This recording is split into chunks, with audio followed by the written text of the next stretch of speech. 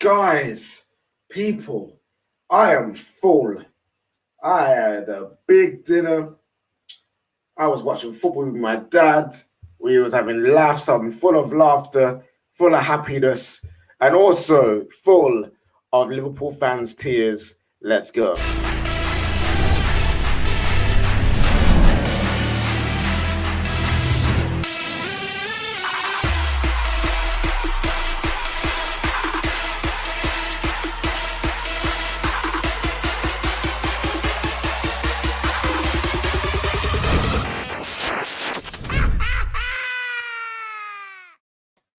Yes. Welcome, people, to Midnight Vibes, episode 42. And that is right, we are back with the midweek vibes. You know what I'm saying? We're back in the midweek. Champions League football was on tonight. And yes, and last night, you know what I'm saying? Come on now, people. The quarterfinals are over. The semifinals are now coming. And there's always one English team that's got to let the man them down, isn't there? Always got to be one. And we'll be talking about that team. Also, the other two English teams going through. Congratulations to them. Will an English team win the Champions League? We will find out in a bit. But first of all, we have to say hello to the regular first team members of Vibes FC. Big up to Vice Captain Kendall. We've also got Lambs. And we have David with no cap. Where's the cap gone? Where's the cap? Oh, no, wait. The cap's in my suitcase. I'm going back to Wales tomorrow. So, okay. First. Oh, man's going back with new trim, yeah? Man's trying and get back on his scoring record after his very long goal drought. You know what I'm saying? I don't know what you're talking about. To be fair, I haven't played football in a while. I do actually need to score a goal. So, yeah. Can't wait to get back to that. Cool. I'm pretty sure I'll be hearing about any tap-ins or long-range screamers that you may or may not score. But yeah, David with the new trim. I kind of like it. He told me he's going to get the twists. And I was kind of like, I don't think it will work. But seeing it in person, ain't too bad, ain't too bad. Vice Captain Kendall, how are you? Pens. Only screamers. You don't score pens? No, only screamers. Only screams. All right, cool. Kendall, how are you doing? Yeah, I'm good, thank you. Just very chilled week, to be honest. The European football doesn't, affect me really. So not at this current time. I said that through gritted teeth, but yeah, I'm good. Yeah, man. Like it's nice to see that one of your teams actually win on the weekend, and it's a team that's about to get relegated. But it's fine. Wow. Catch the strays either way. I thought you were going to be all right there, and then it was like a two-shot thing. Yeah, my team are in the Europa League, so someone has to get some kind of shots. And no one cares about Thursday nights, do they? Hey! Listen. Greatest Europa League European competition ever. Lambs, how are you doing? Yeah, man, I've not been too bad. I can't really complain. My team are through. Obviously, we lost, but doesn't matter in the long run, does it? Yeah, we'll get into that as a whole in a bit. But guys, you know what time it is. Smash the like button for me. Come on now. It's Midnight Vibes in the midweek. You've been missing them nights under the floodlights. Come on now. So smash the like button, please. Do that for me. Do that for your captain and your team. Also, subscribe to the Football Terrace. Big things are coming. Snack deal has been announced. Big things are coming, people. So make sure you're subscribed. Become a member if you want some exclusive content coming your way very, very soon. Some big things coming for you, members and super chatters as well. And also, of course, share it out to all the charlatans that capture the vibes right now. You know what I'm saying?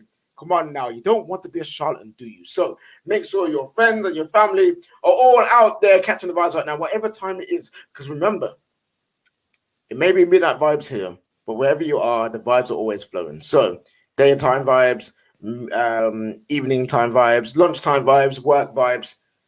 It don't matter. The vibes are always here. Right. It's time to introduce the debutant and the new member of Vibes FC today. Again, his debut on the show. What can I say about this man?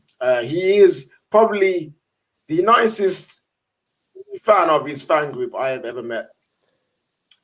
I would have said that a couple of weeks ago, but now he is getting riled up. He is getting angry because his team are not doing what they once were. And now you're seeing a side to this man you never thought you'd see before. The smiles are all gone. The gritty teeth are now coming out. You know what I'm saying? But he is overall a great guy. Love to have him on. He's been on before on sub appearances, call-ins, but now it's his full start from the beginning. We love to see it. It is the one and only Rack. Come on now, the nicest, or ex-nicest Liverpool fan I ever met. You know what I'm saying? Come on now, let's go. Rack, how you doing? Yeah, I'm drowning my sorrows in a cup of tea, and but glad to be here. So yeah, thanks for inviting me on, man. No problem, man. No problem. You are here in the Church of Vibes, where you can come and confess, come on, bear everything on your soul, and get the good vibes in. Will we be ripping into your team? Yes, we will. But it'll be therapeutic because you can release the bad energy and let the good energy in. Come on, now we love to see it. So, guys, smash the like button for a man like Rack, the ex-nicest Liverpool fan you ever met in your life. Come on now. I'm pretty sure when Liverpool go and win again, he will be the nicest Liverpool fan you ever meet. But obviously, of course, we have to ask the debut question. You know what I'm saying? So we're going to get straight into it because Rack knows about the question and he knows it means so much to the team. Messi or Ronaldo? This is easy. Ronaldo's like a Formula One car. Ronaldo, he's a machine. He can do it all. He's a great player. But Messi is like Mozart. He's like Shakespeare. He's why we love football, and that's why Messi is clear. And Messi is the greatest of all time. Thank you. Messi is clear. That one and bringing it up to 25 for Messi, 31 for Ronaldo so far. Can Messi claw his way back from the gulag? We will find out. We have not got many games left in the Premier League, not many games left in the Champions League either. So, Midnight Vibes Season 1 is slowly coming to an end, people. You know my what I'm saying? are we going to do Midnight Vibes Euros? Oh, no, listen. It'll have to be done. It has to be done. We will finish the season on the night of the Euros final. I think that'll be season 1 done. We'll have a little break, you know what I'm saying? We'll be back for season 2 of Midnight Vibes. So people, please smash the like button for us. Make sure Midnight Vibes season 1 finishes with a bang by letting people know from this week onwards that this is the best show on YouTube, people. The best late night football show on YouTube. People need to know where they need to be on a Wednesday and Sunday night because sometimes people need to get told what to do, like stay in your house when there's a deadly virus out there. You know what I mean? So if people need guidance for a pandemic, they need guidance for vibes. You know what I'm saying? So make sure everyone gets the memo about this show. Tell them where to be on a Sunday and Wednesday night. Right, people. We normally talk about something completely unfootball related, like to start off the show. It's just been happening for the last couple of weeks. I've really got no other topic other than the fact that I'm freaking full, man. Like I had a fish and chips, yeah, with mayo and chili. Oh my days! Oh my god! Mayo with fish and chips, right? No, I'm not having What? that. No, That's sorry. absolutely disgusting behaviour. Mayo is the worst. Mayo is the worst condiment. I'm sorry. No, I love mayo, but not with fish and chips. That's rude. Absolutely outrageous. Rude. And that is a violation. Fish and chips is the most overhyped. David, there's problems with you. I'm sorry, it's absolutely ridiculous. Why would you get fish and chips? There are so many options. Why not? Because I wanted to, bro. Chicken shop and chips is the best. It's better than fish and chips, comfortably. comfortably. What's better than fish and chips? But Chicken shop. you're allowed to have some variety, right? You can have chicken Go boss man sometimes with the and fish. Mirinda. Come on. This Fish is and not chips. an either or situation. No, but so yeah, but David, but they're both elite in so much. No, Today fish I and felt like fish and chips, bro. What are you talking Fish and about? chips is dead. Please don't say fish and chips is overhyped. Dead. It Wrong. is so dead. It Wrong. is so dead. So dead. Nah, I mean, David, chips and curry sauce. Now that's gotta the be one. gotta be curry or mushy peas at a push. I love Oh, mushy peas. peas. Oh Mushy my peas god. is fire. I love mushy peas. Oh my days. Peas, such a diverse vegetable. Like you can have I little hate petit them. pois, you can have sugar snap peas, you can have mushy peas, you can have pea soup. You know, I just love a pea. You can have in the Why would northeast. You you have this thing called pea peas soup? pudding, which is like a. When I describe it, it sounds disgusting, but you have it with ham and it's actually really nice. Mushy It's peas like and a ham. no, it's called peas pudding, and it's like boiled specific type of peas. I don't know what type of peas it is, and it's like made into like a spread, like you put on sandwiches with ham. It's so good. So yeah, Rank. peas are like probably my favorite vegetable because they are just so diverse. David, you've never had good fish and chips. Fish and chips is so. I think I've been scarred by school, you know, because every Yeah, Friday, clearly, bro. fish and Clearly, chips, that's every not fish and Friday chips, in bro. school, every No, Friday you need in to go to the school, fish shop. You need to it go to was the Fish actual dead. fish shop, shop. man. It was Fish dead. shop. It was. A It little was fact dead. about Okay, that. so- Little So fact about dead. Durham, right? Durham has got one of the only. I'm not going to say the only because I don't know if that's true, but one of the only original Victorian coal-fired fish and chip shops in the country. When I was there, I did not see it, nor did I care Well, to no, because find out you it were was in there. Middlesbrough, but it's in my Yeah, specific. no, but I mean, it's in where when I I was in Durham, specifically live. It's where I specifically live. So, like, you're not really going to come here. To be honest, I'm not going to lie. There's about 500 people here. Rather go Pizza Express. But yeah. Oh, okay. Anyway, dear Lord, this you are guy. such a So, child. I can't deal. Lambs. So, what is your You're go-to such a millennial.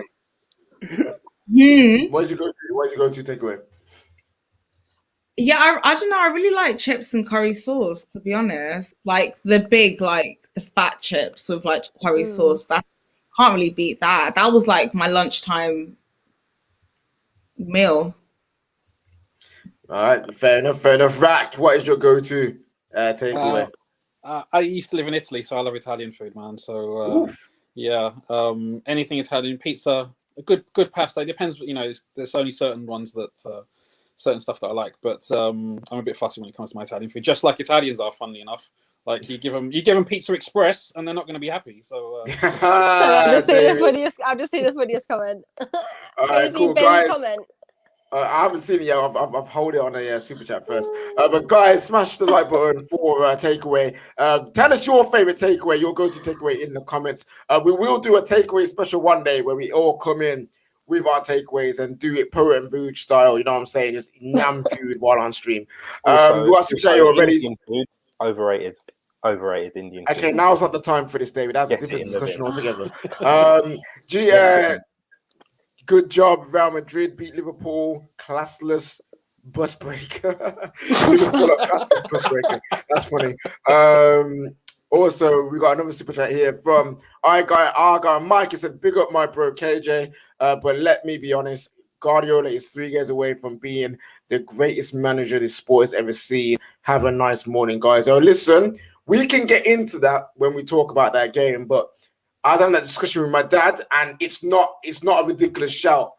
If he does it, boy, it's gonna be peak for everyone, including my guy Fergie. We've also got our guy Ben. Says, unto the Lord be the glory. Great things he have done. Great things he will do. Your team is crap, and you didn't go through at Liverpool. With absolute poetry from the Book of Vibes. You know what I'm saying? Vibeth 1624 right there. You know what I'm saying? Come on now. What a great line to use from the Book of Vibes. But yes, we're here to talk about Champions League football. And there's only one place to start, and that is with Liverpool crashing out again from the Champions League by Real Madrid, who again, some Liverpool fans were jumping for joy when you got this team. Hold tight, Sonny, and that, you know what I'm saying? And now that same team has got you in the dumps, in the mud, in the pits. Rack, you came on to the reaction show. You had some fire. You had something to say. Now that you've had some time to mull it over, how do you feel? Is this one of those games where you are like, actually, we could have done more? Or were you beaten by a superior team? We were beaten by a superior team, first of all. I think Madrid deserves to go through, definitely. In general, we lost it in the first game. We played well tonight. I don't think we were that bad. If we'd taken our chances, perhaps things might have been different. But, that's football. I think it's a bit crazy that some fans were like jumping for joy. I was confident going into the Madrid game. I thought we had a chance of beating them, and I was wrong. And that's the way it goes sometimes, right? But we had chances, and we weren't as bad as some, especially Liverpool fans, are making out like there's a massive overreaction. But I guess maybe that's just fans in general. Who knows? Yeah. But yeah, as you can hear, Rack is a bit down here. He was hoping his beloved Liverpool will come back for him, but he couldn't. But David's smiling. Me and David was smiling through the entire match reaction because it was joy. It was beautiful to see. I saw you guys laughing. It was pretty funny, to be fair. It was just a beautiful scenes. David, Rack was saying they didn't play that badly. Do you have other thoughts about their performance? They weren't awful, but they weren't good. I mean, if you were good, you would have scored. Your midfield could have, helped in you scoring, but a certain somebody doesn't like getting assists in Premier League for about 3 years. And he had a shot that he should have at least got on target. What did he do? Blast it over the goal. But it's true though. He literally. This isn't even me being rude now. Even the Liverpool fans are getting onto him. I don't even have to do my job anymore. They're doing it for me. They're like, this guy's awful. Get him out. Don't give him the contract. Leave. Let him go. But he's really not awful though. I warned you about him. Rack, I agree with you. I think he is a very good workhorse midfielder. I think he is. But that's all he is. This whole, oh my God, he's this world class midfielder. That's cap. No, he's a good midfielder. He's just good. Yeah, but I also think that he does what Klopp asks him to do. Like if you look at how he plays for Netherlands, for example, I know you always trot out the no assists, but he has scored goals. Like it's like sometimes you'll talk about goal contribution, sometimes you just talk about that very specific. No, but all I'm saying is that I've criticised Klopp for this very reason, because I said it before the season. I think Thiago's a really good player. I still said he'd be flop of the season though, because this whole thing that Liverpool fans came up with he's going to come in, he's going to be playing defence splitting balls. Oh mate, he's going to be the next Paul Scholes, mate. He's going to be fantastic. No, it wasn't going to happen because Klopp has this thing where all his midfielders just run. That's all they do. They just run and then give it to the strikers and hope. That's what it is. It's now turning to run and hope. Or give it conditioning training, fam. Literally, give it Trent, and let's see if he was in. People are like, "Oh, Trent today was absolutely fantastic." Yeah, because they didn't care. They didn't. The whole point of them wasn't to go and expose Trent. They'd already done that the game before. This game was just don't let them score. And to be fair, I do give Courtois a bit of a hard time. I do think he's a bit of an average goalkeeper, like slightly above average. But today he was very good. Very good today. You know what? Yeah, we're going to be focused on Liverpool a bit more in a bit. But Real Madrid, again, a team I was saying, don't sleep on these guys. You know what I'm saying? Don't sleep on them. Dark horses. People saying, nah. Real Madrid this, Real Madrid that, Real Madrid come outside and that. You know what I'm saying? Lambs, Real Madrid's performance over the 2 legs, seeing it, does this give you, first of all, do they deserve to go through? And then second of all, how do you feel now going into the next round as a Chelsea fan, knowing that these are your opponents? I feel slightly concerned because I've now found out that 3 players who were not present for these 2 legs will definitely be fully fit and ready to play against us. So yay, there's that to look forward to. But the thing about Real Madrid is they were absolutely phenomenal in the first leg. I mean, Vinicius having the game of his life, Benzema, of course, the undeniable quality he has, and Mendy just running rampant through their midfield like it was nothing. Today, though, I think Liverpool only really have themselves to blame, because today I saw a Real Madrid team who kind of approached this game in a similar way that we did against Porto, having that 2-goal cushion. They thought they could just basically kind of sit back, defend, maybe just kind of let Liverpool go at them. But the thing is, Liverpool were a lot more potent than, say, Porto were the previous day. And Liverpool kind of have themselves to blame, because there was at least 3 or 4 clear-cut chances in the first half. In the first half, when the half ended, I was like, how are they not 3-0 up? So to kind of just sit there and blame Ronaldo is ridiculous, because there's a lot of players there that just did not finish their dinner, to be honest. So it was a team effort. I think the mentality in the first half, I think there was one point when Salah got into the box and he just took one too many touches. I don't know what he was doing, but there was a brilliant block by Yes, the right back who came on, I think, for right back. Odriozola. Yeah, a brilliant block from him to deny what should have been, I thought was a goal for Liverpool to get back into the game. So a very professional performance in the second leg, and just phenomenal. They got the job done in the first leg, so they didn't really need to kind of go out. So they kind of approached it. And also, they answered. They heard your call. You asked them to come outside, and now they're about to meet you outside and scrap. Yeah. So we'll see what happens in that leg. We'll talk about more about Chelsea in that game when we get to that game. When we get to Chelsea's match. But Kendall, Wijnaldum getting a bit of stick for missing that very good opportunity.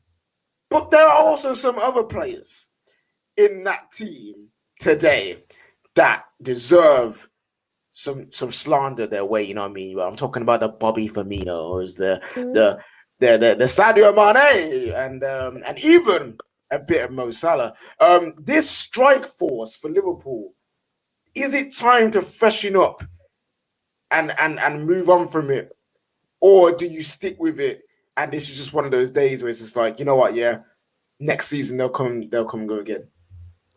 I think it's got to a point where, I mean, this front three have played now for a long time together. And normally you see a case of where they know each other inside out. It gets better as time goes on. Obviously, you know, like Barcelona, obviously around mid-2000s, 2010s era, which were a team who played consistently for a long time together, obviously just kept on getting better and better, and then the players just got older. These players aren't getting older by any sense. They've still got a good few years between a lot of them. I don't think that obviously they're bad players, because they're not. We know that they're not. They're brilliant, but something needs to change in terms of them getting back to the form individually that they are, because they're all, between a lot of them. I mean, I know we call Firmino goals and whatever, but Salah and Mane, who have been literally vital to Liverpool, they were vital, absolutely instrumental in getting Liverpool their titles that they've had in the past couple of years. For some reason, they're just not, as Lam says, not finishing their dinner at the moment. And I don't know why it is, because it's not like they're not getting the chances, as we saw today. They were getting the chances. Courtois obviously had a really good game, but again, there was misses that they should have put away. I don't know. That's probably more to do. Rack can probably answer better than me in terms of if it needs freshening up or not. But yeah, they probably just need something to rejuvenate them a little bit and just inject a little bit of firepower into them now. Because I just think they've played together so long. You know what was tried? You know what tried to got revived? It tried to get rejuvenated, but it just flopped, and his powers have disappeared. Mane's hairline was been trying to get rejuvenated, and it's just not working. And maybe he needs to go like his hairline, let it go. It's almost as if a certain winger was overperforming their XG. Okay. Actually, you know what? For today, I'll leave it alone, and I'll leave you to it. Rack, though, I'll pose that question. I'll pose that question to you. Do you need to rejuvenate, reinvest, and break up this front three to move forward as a football club? I think there needs to be some changes. I'm not one that's going to say, okay, get rid of everything, like, you know, start from scratch and build from the bottom. I think there's a chance that one of the front three could leave in the summer, and we'll look to replace them. And the thing that I'm confident with Liverpool is I'm very confident and comfortable with the structure at the club, the ownership, and all that kind of stuff. So if one of them was to leave, like, I'm not really that some Liverpool fans are bent out of shape about the ownership and them not spending money and all that kind of stuff. I trust them to do what's right. They've got us to where we are now, and inevitably there will be a tail off. And when that tail off comes, I trust them to rebuild. And we don't need to spend the most amount of money. We just need to buy as well as we can. Interesting. So you have faith in FSG to sort out the issues out there. So by what you're saying, in Project Kylian 2022 is off the cards. Then, like, no Kylian Mbappe, no Haaland to Liverpool. Like, I don't think Mbappe is happening unless we get Champions League football, and even then it may not happen. And if it does happen, then it means that we're definitely going to be selling one of the other guys. And if they make that decision, then fine. Like, I think a lot of football fans, they get so caught up in like individual players, and I'm not really, because I'm comfortable in the way the club is run. I'm comfortable that Klopp will get the best out of the players we bring in. If one of them gets sold and we bring Mbappe or somebody else in, we may not be Mbappe, it may be someone younger. I'm confident that at some point in the future we'll get back to the top. Rack, you would sell Mbappe and you would sell Firmino and Mane to get Mbappe. That for me, I feel like is quite an easy trade. Sure. Yeah. I mean, I don't know if it's. Yeah, I mean that would mean us changing our. Well, we'd have Jota, Salah, and Mbappe, but then we wouldn't have really much backup behind that. So you might not never have backup anyway, bro. So it's not like anything's changing, bro. You know what I'm saying? But on a real though, talking about Firmino goals, this fraud, bro. I'm telling you, this guy has been living off the samba skills and roulettes for the last 5 years. I'm sick of it now. He needs to be gone. He needs to get gone. I think it's the last we've seen of him in the Premier League, I must admit. Sell him now. Drop him now. Literally, if I'm Klopp, I'm like, bun this brother. Jota, false 9. Go. What does he do? What does he actually do by you see, I'm lost for words about this guy, fam. He is technically very good footballer. He can do things with football that most footballers wish they could do with in the entire career. I acknowledge that. But when you're supposed to be a false 9 is still in the title, which then means you have to score. You know what I mean? You have to get goals. And the chances he misses are atrocious. Absolutely. Man's just trying to do no-look passes and no-look goals, Bro, if you actually looked at where he's shooting, you'd probably score. You know what I'm saying? So, for me, Firmino's done. Like, you have to. It can be frustrating. Like, don't get me wrong, right? Even though I'm trying to be as balanced as I can, when we see some of our players miss, both Bobby and Mo and Mane, when they miss, and especially when they miss sitters, like I remember when we played Napoli a few years ago, the year we won the Champions League, we almost got knocked out. Mane missed so many sitters there, and at that point I was almost done with him. But then he pulled it back round. Now I don't know if Bobby's going to be that guy, or whether he's going to come back to the form that he probably won't. And if we sell him, we sell him. But I trust that if we sell him, then someone else will come in. Like Jota, for example. Jota's his football IQ is right up there. So I feel like if we ask him to play that false 9 position, if we want to persist with the system, then I think he can step up. But we'll see. Yeah, people were talking about selling Mane. Be honest, how much is Mane worth? Mane's still going to be worth a lot of money. Let's not get it twisted here. He is not someone that you're going to go for like, just 20 M's for Mane. That's definitely not going to happen. The difficulty is finding someone who's going to pay that money at the moment, right? Like, because how many clubs have got 100 million that it will cost to buy Mane? Not many. I don't think Mane is somebody that you guys should be looking to sell first out of front 3. I think it should be Firmino, because Mane and Salah have both contributed so many goals to that Liverpool front 3, and it's really Firmino who's just not. He doesn't really have that same striker's finishing instinct like the rest of them have. I think the thing with Mane is he's just having an off season for some reason. I mean, you saw today the amount of chances. He's doing everything right, but those final touches in the box, those final balls were it just wasn't clicking for him tonight. But it's something that I think will come back to him maybe next season. Maybe just like you guys said, once the squad gets rejuvenated around him, he'll get back to his best. But Yeah, Jota's because she's super here. That football 97 says, Candle, are you single? Also to that last part, no, she does not have one in the first place, so we won't answer that question. But yeah, Candle. I know someone else trying to move to you, Candle, Vice man. Capital. Honestly, I can't The deal. candle is stuck, hasn't it? Yeah, The I remember candle's the episode. stuck. I remember the episode that happened, and I remember yeah, it. ever since it's just like, oh, looks like it's going to be there. Someone's saying that I have this agenda for Bino, but yet Martial, I don't say nothing. Listen, I've said Martial needs to improve, but guess what? Firmino ain't my player, and I don't have to care about him. Martial is though, so I will have a big agenda against Firmino. I don't care, fam. And what, fam? What are you gonna say? Anyways, If- Martial's just a glorified Joe Linton, and he's so. And if you, yeah, if, cool, you want, man, if you want balance, don't talk to football fans because otherwise, that's how you get them. Facts. Balance, bank account balance, and that. You know what I'm saying? Come on now, guys, smash the like button if you are happy that Liverpool are in the mud and got knocked out the Champions League. Not smash the like button if you think Real Madrid will go on and not only beat Chelsea but win the Champions League. Is number 14 coming? That's what I want to know. Move on to the next game, though. Another game today, which was high stakes, a lot on it. People saying that Man City would not be able to get past this stage again. That Dortmund and Haaland would sink them into the ground. I heard Haaland hat tricks. You know what I'm saying? I heard, so if somebody scores for PSG, Haaland's going to score more, but just because of that.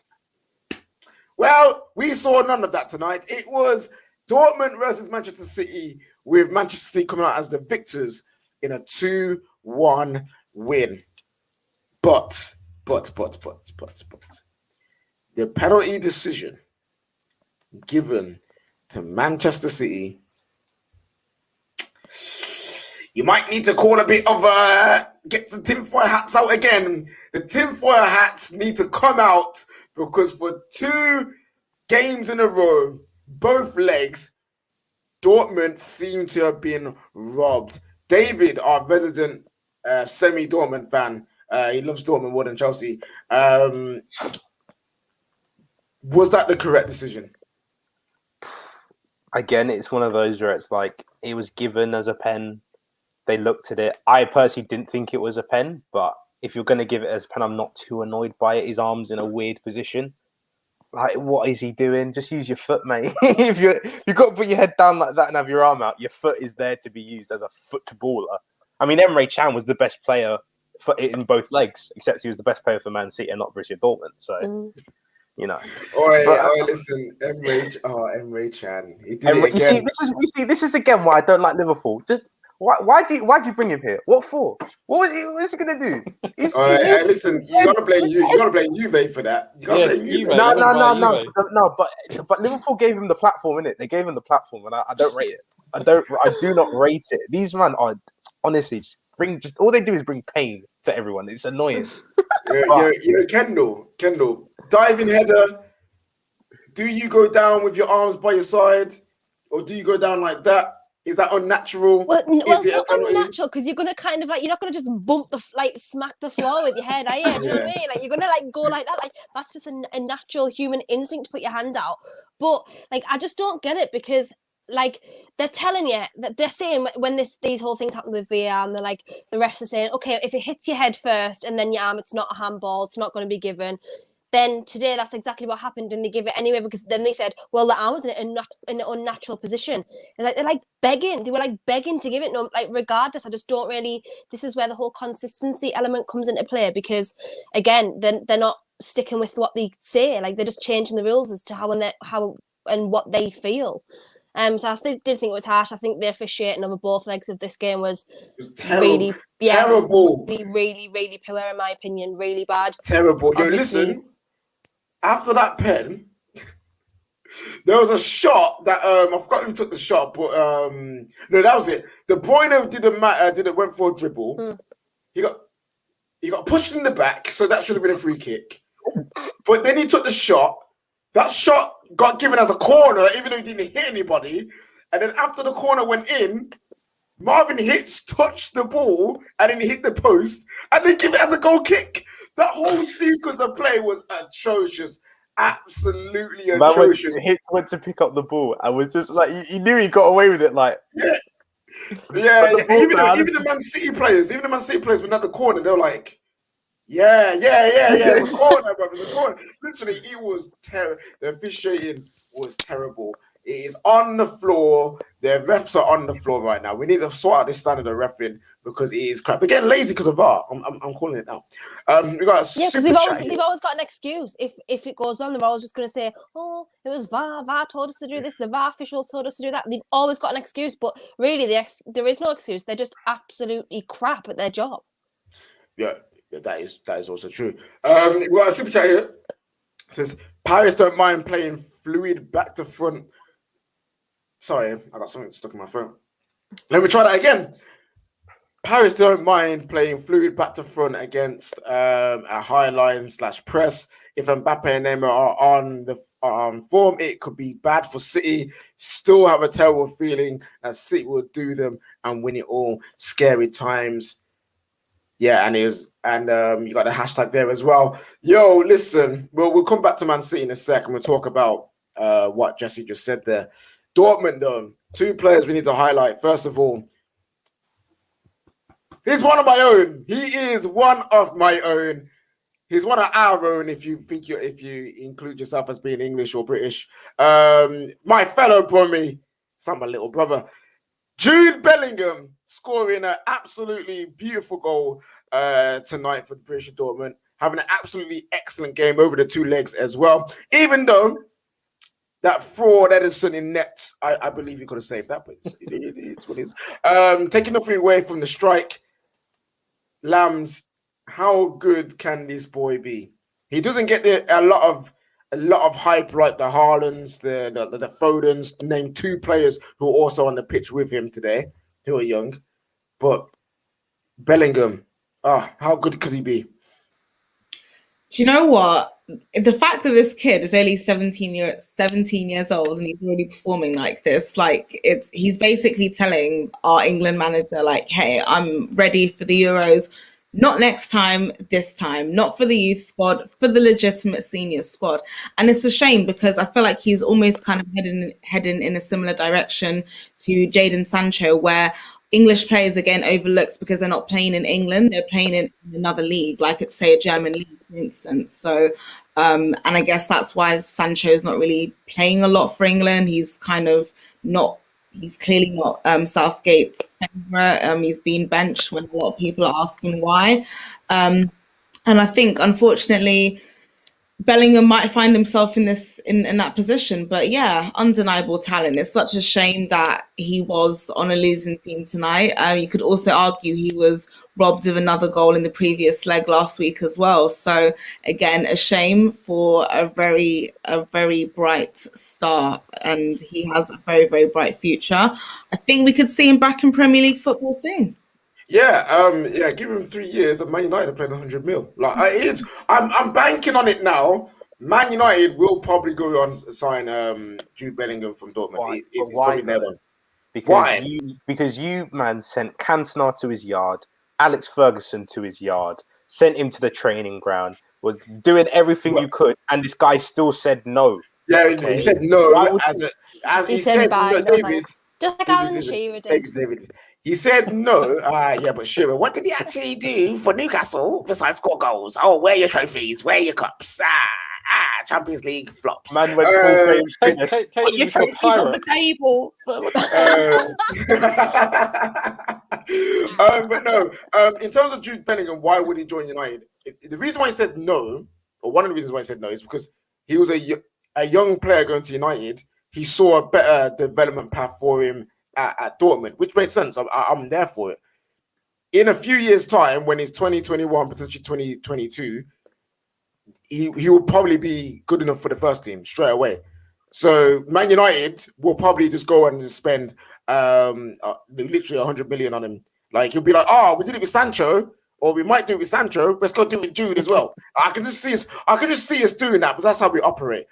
Dude is so good though. Like literally every single time I watch him play, I start to like kind of understand why Bellingham retired his shirt. I'm like, oh yeah, he's actually really No, loves it. it can't go that far. Don't do that. Don't do that. No, It's don't too say much. that. Not that. Oh He's God. he's really. I don't really. That was the good. most ridiculous decision in like the past few years. It was very strange. It was like he really died. Like what was that about? It's really good, but don't retire the shirt of a kid, Didn't win man. you anything. Obviously, Martin deserved it more than he did. He wanted him a trophy. Freaking Zigic deserved his shirt retired. Shirt number retired. That's just I despise Birmingham City. Terrible scum. You know what's crazy is how much talent England have. And I always thought Gareth Southgate. He's a smart, intelligent, articulate guy. Like I thought. I expected more from him as a manager, but he just kind of feels like he's a bit of a dinosaur when it comes to football. And I really fear that that's going to mean that this younger generation don't really realise their potential as well. We should have known. True. We should have known when man said my favourite drink is water. Yeah. We should have known from bland. You know his favourite lunch break is water, ready salty crisp, and cheese sandwich and butter, fam. No sauce. His favourite meal is definitely fish and chips. Oh, be quiet. Let it go. Talk about the Euros though. Lammy made a point there in terms of he should be going. I personally don't think he should.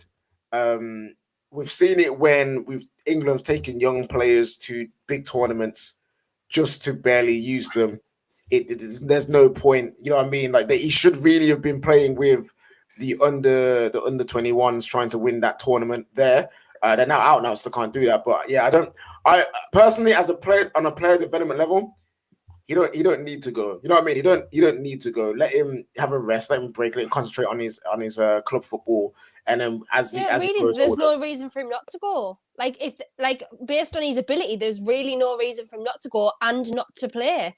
But unfortunately, Gaza South fraud just loves to just play his little babies, and he'll probably. But that's the thing. Look who's in front of him. Look who will be in front of him. Henderson, Eric Dyer, Declan Rice, Calvin Phillips. He's a better footballer than Eric Dyer and Calvin Phillips. He is, but Southgate won't play him. Southgate won't play him. And then in terms of attacking roles, you've got Grealish, Maddison, Foden, Mount. Again, he shouldn't go there. He shouldn't go there. No, put him deeper. Put him next to a Declan Rice or a Henderson. Just give you something again. Just a better ball progression, you know. Again, that's what we should be doing. But because I know they won't, there is no point of taking him there. What is the point of bringing him there? For what reason? We see what happened with Mason Greenwood. Took him to the international. Come the end of the season, KJ. So we might have to take him. No, but that means you then wish upon injury upon players that really we don't really want to be doing that. So. Imagine he just doesn't deserve to go. Then Southgate will make some random, utterly crazy decision and decide to take bloody, I don't know, Joe Willock or something. Like that's just what he'll do. You got Ward-Prowse. You got Ward-Prowse as well in front of him. He's better than Ward-Prowse. David, you're not listening. All Ward-Prowse does is dead ball specialist. That's all he does. Nothing else. Absolutely. No other element to his game. Sorry, there isn't. If there's special teams in football, I would buy Ward-Prowse just to do that. You know what I'm saying? For that skill, but when you're not really gonna need him all the time for that reason, like. We are going to be playing a back three with Eric Dyer in it, and the two in front being Henderson and Rice. How bored I'm going to be! I know, David. I know, and this is why I would rather Jude not go and be surrounded by that nonsense, bruv. Let him rest. Let him develop as a young. The kid's 17. You don't need to go to no World Cup. That means he's got no international football this year because he could have gone to the under-21s, and then that's a very poor decision making from Southgate. Yeah, it is. It's very, very poor. That's why I cost them. I like to blame everything on Southgate. Everything to do with the England team, I blame on Southgate. Let the boy rest. Let the boy rest. He's 17. He's going to have multiple tournaments to go to. Don't go to this one. You know what I mean? Not this one with Southgate. What if he gets crap though? Like what have and he gets crap, and then we throw him on, and then the media come after him because he wasn't the wonder kid. All right, cool. Yeah, I see how it will go. We got Liverpool said KJ David's team got knocked out from the CL, but his second team still in the semi. Guy is a genius, you know what I'm saying? Come on now. We've got 2 more things to talk about, and then we'll move on to the next game. Smash the like button. Over 500 you watching. We love to see it. Make sure you go and smash the like button for us. You know what it is. Come on, guys. And also share it out to all of those charlatans not catching the vibes right now. Let's go. We love to see. We got super chat here as well. It said Foden is on a warpath for the quad. You can see him telling Mbappe to come outside. There's actually a funny thing about that. There was this whole weird tweet thing going on about his Twitter page, his management, his social media management team point out a tweet. He's not happy. He was literally telling Mbappe to come outside. It was very mad, but I think that is getting deleted. But Haaland, though, out of the Champions League, rack, they're struggling in the league as well. Is Haaland leaving now? Is it nailed on that he's gonna go? Again, it kind of comes a little bit back to money. Like, who's going to pay the amount of money it takes to get him out of there? It's possible, you know, if Man United do a madness and chuck all their money in the Haaland boat, perhaps. But if I was a betting man, I think he'll stay another season, because it seems like, even though Raiola's out there, you know, chatting to everybody, it's always good to kind of see what you're worth and who's interested. Doesn't necessarily mean it's the right move. On the flip side, Raiola's also commented recently that he thought that that perhaps he could have made the step up above Dortmund directly from Salzburg. I think he was trying to be cautious by sending him to Dortmund and give him a couple of seasons there. But he's also been saying, you know, maybe I was a little bit overly cautious. So it's possible. I mean, he's I was basically saying, damn, I could have held United to ransom this summer with a new contract worth over 500 million, and not 500 million, but you know what I'm saying, over 500k a week, and I just blew it, That's probably what the only thing is, though, that if they wait until next summer when his buyout clause is 80 million, that difference, they're going to any team looking to buy him is going to be paying less. So that means actually Haaland and Raiola can actually ask for more money. They want to make up that money in salary. So, you know, they could actually, if they waited, they could earn more money. That is true. That is true. We'll see. That will be interesting. It's going to be a mad summer of transfers. I feel like I'm ready for it. I'm ready for transfer pain again. We got some shade from Leng and Sweet R guy. He says there's Haaland and Mbappe. Next is Foden. I am actually on that train right now. Foden is a special kid. I was going to talk about Foden, but we have to move on very quickly. So I want to ask the question about Guardiola that got brought up in the super chat. If he wins this quadruple, what happens? Does he become the greatest manager of all time? Yes. He has to, because no one's ever done it before. So why not? Even like Sir Alex Ferguson, who is probably one of the best managers of all time, never even did that. The greatest manager of all time, right now, currently, still. Yeah, but even he never did that. So why isn't? If he never did that and Pep did, then Pep's got to be up there, 100%. Yeah, this is one of those ones where I'm not trying to beat it down because I'm salty. Like it's generally if he does the quadruple, it's hard to argue against. It's hard to argue against if he does it. What I'll say is the Guardiola's legacy in football has already been cemented. Like, he's already one of the greatest managers. The way he plays football, the way he won the Premier League with City, when they got 100 points, was for my money, they were the best Premier League team ever in terms of the quality they showed on the pitch. Obviously, if he has adds a quadruple to his name, that's great. But you know, he's achieved such great things in Barcelona, and even in Bayern Munich, even though they didn't win the Champions League. So yeah, this is one of those ones that I will accept it. If he does it and people say it, I'm not arguing. You know what I mean? The thing is, though, that if, say, for example, he just does a treble, does that make him not the greatest manager? Like, you're talking about the difference between the Carabao Cup making him the greatest manager ever and not, and I don't really think that's right either. No. Rack. You're missing that. He's already done the domestic treble, so it's not the Carabao Cup away. he's a Champions League away. Yeah, that's the difference. Sure, but I mean, That's the difference. quadrupling one season. I think that's what people are talking about. If he does that, then and I like if he wins the Carabao Cup or doesn't win it, I don't really think that makes that much of a difference in terms of his quality as a manager. Anyway, they're not winning the Carabao Cup. They're not winning it. We're talking about like David and Lambs aren't here. if he wins the Champions League this year, regardless of whether he does a quadruple or not, then he's won pretty much every cup there is to win in England anyway. So he's got to be up there. 100% got to be up there. I'm pretty sure he's won every single trophy at least twice. Like if he's won a trophy, he's won it twice. Obviously, but I mean with Man City, if he wins the Champions League, because obviously that's what he hasn't done yet with Man City. So, yeah, it's got to be mad. Like he's definitely, I think he's He's going to cement as top 2 ever. Like definitely, it's just about what would take him to be number 1. I think it's personally that quadruple would do it for me personally. Yeah. Like as much as I love Fergie, that is the thing that will just family. He can't even respond. So like, Fergie can't even respond. You know what I mean? Like no one can. It's over. Man City will be immortal. But guys, smash the like button for me. You know what it is. Moving on to the next game, Manchester City going through, and their opponents will be PSG after losing the game, drawing the tie, but going through overall and winning the tie. It's very mad when you think about it. They won, drew, and lost at the same time.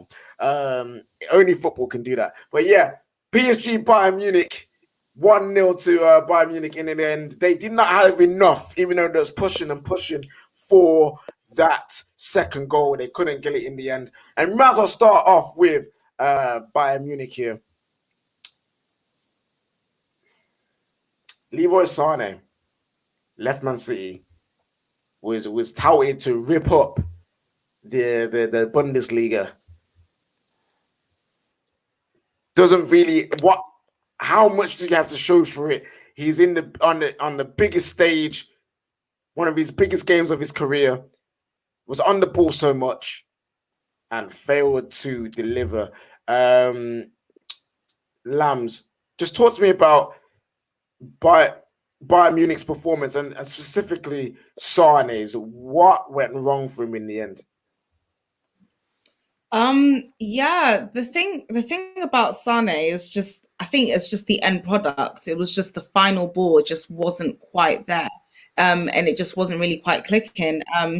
The thing about Bayern Munich as well is I think it was clear that Lewandowski was very sorely missed. It wasn't like they were failing to create chances. They were creating a lot of chances, but they were failing to convert them. And I think it was just due to lack of potency as well. And take nothing away from PSG. They were great defensively. Shout out to their goalkeeper as well. Usually gets some... Cheeky Navas, but yeah, he did the job. Obviously, Bayern Munich were a lot more aggressive in this leg than they were in the first leg. PSG did look a little bit nervous at times, but you can't deny the amount of that they created as well. And take nothing away from Neuer and Hernandez in defence was absolutely brilliant for Bayern Munich as well, saving them on numerous occasions, keeping them in the game as well. And again, I think it just came down to just that potency, that clinical edge that clicked so well for them last season. I think they're really missing it this season. You can tell Lewandowski, they're missing his goals. His goal contribution really would have won them that tie, would have got them through over the 2 legs. Because you can see they created chances in the first leg as well. So it's a shame. And Sané, I'm not really seeing that same Leroy Sané that I saw at Manchester City as well. And I feel like maybe when it comes down to it, when some of those key players are missing and he's asked to kind of step up, is he really ready for that?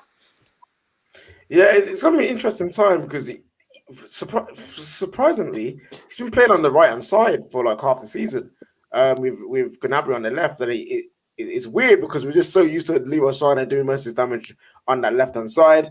Hansi Flick now is looking like nailed on to become the new Germany manager. So where do Bayern Munich go from here now? They've failed to retain the Champions League.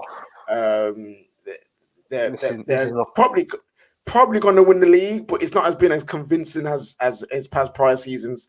It's a very interesting time for Bayern Munich now. This is not good for football. It's not good. I already What do know you what's happening. It's not good. It's not good. You You're worry giving about Haaland? Nagelsmann Lewandowski. He made Mark Uth score 20 league goals. He's got Lewandowski now. This is not good. Upamecano is going to be at the back with Hernandez and no. Yeah, it's going to be game over next season if that isn't Nagelsmann's next move, which is looking very, very, very.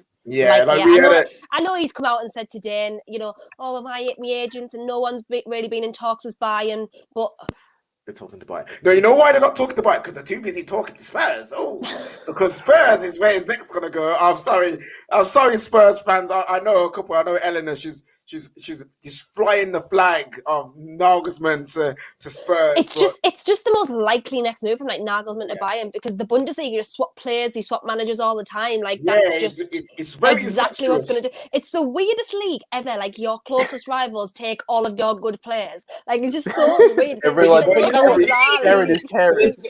It's a real incestuous relationship they have. It's so it's as incestuous as AC Milan, Inter Milan, Juve. You know what I'm saying? Like those three, you just pass around the same players all the time. This is the thing, right? If you abroad, that's much more normal. It's only really in England that it's not like that. Like Marcello Lippi has been manager of several clubs. Ibrahimovic has played for Juve, Inter, and Milan.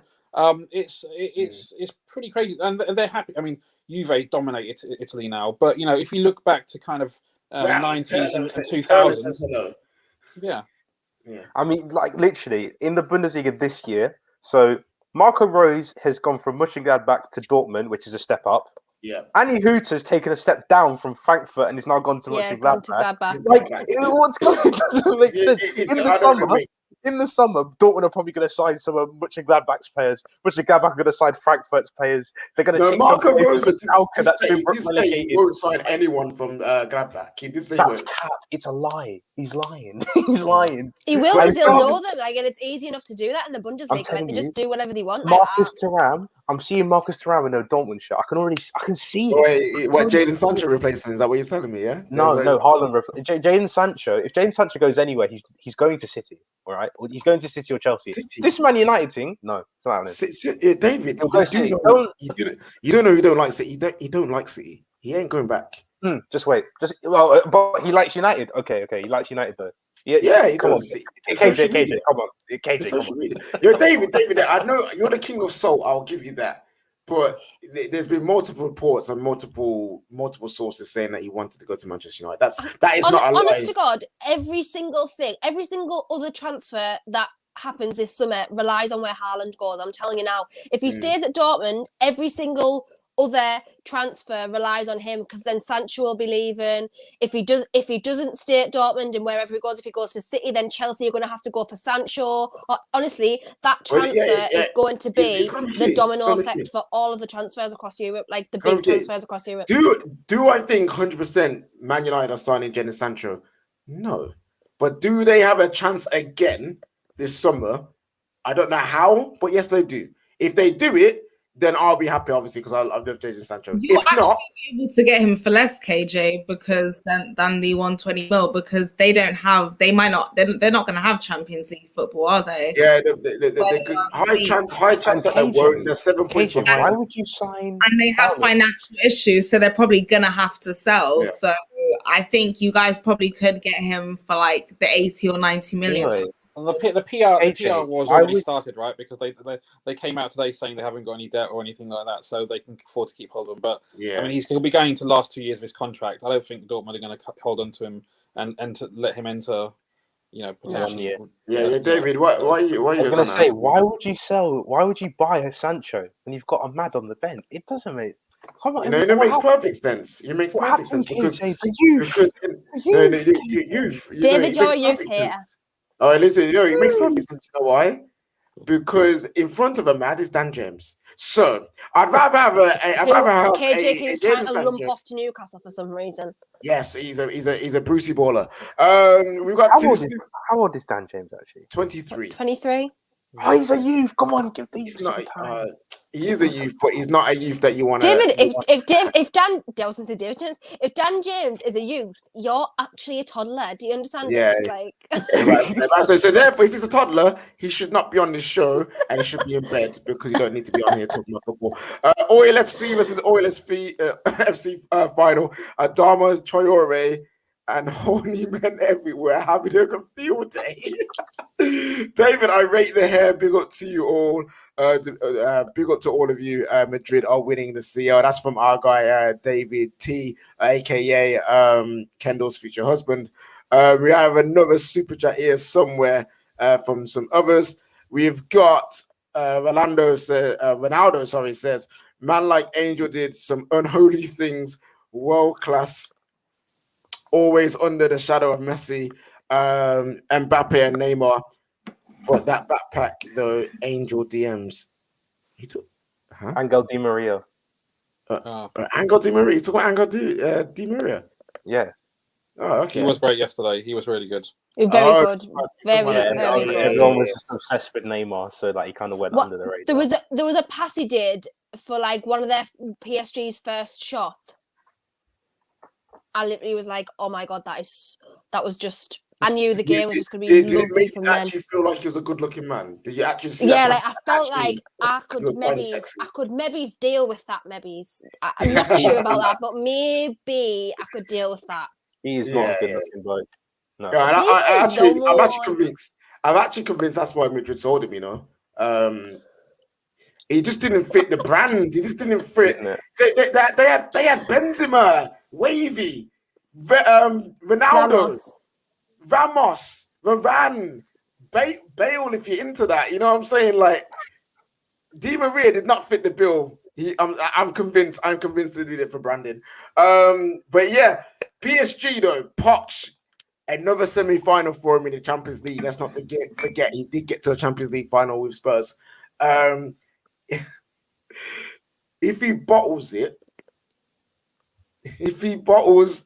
the Champions League and the league at the same time, is the fraud tag just gonna sit with him for the rest of his life?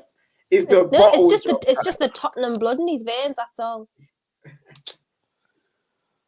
You can take the man out of Spurs, but you can't take the Spurs out of the man. Exactly. This is harsh, man. This is harsh. I'm not saying that is good. I like Poch. The history of the Tottenham. In history of the Tottenham, that is true. Yeah. But I like Poch. No, he doesn't, or he does, but he likes to slander him. Indiana with the Poch agenda, saying 100% it is. But now Poch has got a good opportunity here to do something with PSG. It's just one of those ones that I find really mad that Spurs and Man United fans, especially, were celebrating that PSG going through more than they did. Literally, like Poch was a club legend. What was going on there? I was so confused. Literally, I've never seen Spurs fans and United fans so happy this season than that moment. I was like, what is going on Twitter yesterday? I honestly thought myself, have I like been in a coma for a period of my life where like Poch was like Man United club legend? Because I was so I was genuinely so confused when I was seeing everyone's tweets yesterday. Like Don Poch and that, I was like, it was awkward. Like I am all for supporting people because you like them as players and managers. But come on, people, come on. He's not even your man. He's never managed your club. He has never managed Manchester United. There's high chance, but he probably never will now. You know what I'm saying? What this look? Listen, I was confused. I was just baffled. Like I was just very confused. You know what I'm saying? And even if he goes on to win the Champions League, right, it doesn't necessarily mean that it wasn't the right time for him to leave Spurs for whatever reason. Maybe the players were stale. Maybe his relationship with Levy and the board kind of disintegrated. Like, you know, you can be a good manager and also leave at the right time and it'd be right for all parties. So. And most importantly, right, he was never going to win a Champions League with Spurs. Oh, yeah, not with Spurs. This isn't the history of the Tottenham for a reason. We've got some chat here. It says, imagine Liverpool make top 4 and Chelsea win the CL. Yeah, if that happens, they both will go through because we're allowed 5 spots in the Champions League. What you would want to happen, though, if you want Liverpool to suffer, is we don't want that. Chelsea, they make top 4. Chelsea win the Champions League and Arsenal finish outside of the top 6 and they win the Europa League. That would then make it so that that spot is null and void. Or they could just finish 5th. Maybe 6th. maybe even they could finish 7th or 8th or whatever it is and go Conference League. Be the first winners of that. Add to the European glory, No. But that's for Arsenal to win their first European trophy. You leave the Europa Conference to Arsenal because if they win that, they are back. I haven't said that in ages, but yeah, they will be back otherwise. But yeah, like PSG, man, like Neymar stole the show. Mbappe doing some amazing things as well. Those two, if they can keep a hold of Mbappe and Neymar, do you think that they can win not just this Champions League this year, but maybe even more in a couple of years? Lambs. Probably, but I think one of them will definitely go in the near future. Most likely Mbappe. Yeah, that's true. Depends when Champions League matches are played because Neymar's missing for pretty much most of March every year. So we wonder why. That's a clause in a contract. That is definitely a clause in a contract. We wonder why. Like, I'm sorry, you don't love your sister that much. You don't. Have you seen the pictures of them? I think he might. Have you seen the one with his mum? Yeah, I think there might be some kind of boundary that's across there that we have and he doesn't. I don't really know what's going on there, honestly. Bit sus still, bit strange. Just a little bit, innit? Just a little bit sus.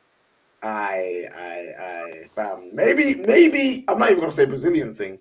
Maybe it's just their family thing that they express themselves a bit too close to the chest. You know what I'm saying? Just a little bit too close to the chest. The thing is, like, no one even says anything about it now. That it's just kind of like a given that he's like, I'm not going to be here for March. Bye. He's injured and he goes off to Brazil. Defense Ministry titles. Tuchel could get a double. He could, but Pep could also get a quadruple. So it's very, very. I've just seen this. I just made me laugh. So, have you seen? What's the profile picture? It's Terry. It's a picture of Terry, and then the comment just made me laugh. Fam, it is what it is. Oh no, yo, guys, smash the like button if you're against incest. That would be very much appreciated. Also, share it out to all the charlatans out there. Lamb's just like, that's mad.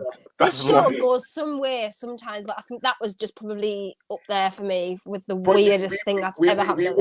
We always insinuated that was happening, so let's not lie here. You know what I mean? Let's not lie. But yes, also to be share fair, it out. Neymar was phenomenal. Yeah, Neymar was amazing. Also, this is all allegedly. By the way. This is not facts. This is all allegedly. Before we get Neymar's now KJ says allegedly, by the way. Yeah. I don't want to get sued. I don't want to get sued by Neymar's man. Terry's putting in the chat tomorrow. Guys, we've just had a call from Neymar's lawyer. KJ, what did you do? I'm like, you know what I'm saying? It's like, yeah. So allegedly, Neymar leaves camp and gets injured because of his sister's birthday. Allegedly, you know what I'm saying? But anyway, yeah, smash the like button for us, and also share it out to all the charlatans out there not catching the vibes right now. Also, it's midway through the show. You know what it is. Manscaped, our title sponsors now. Come on, we still got the promo code up and running to the end of this month.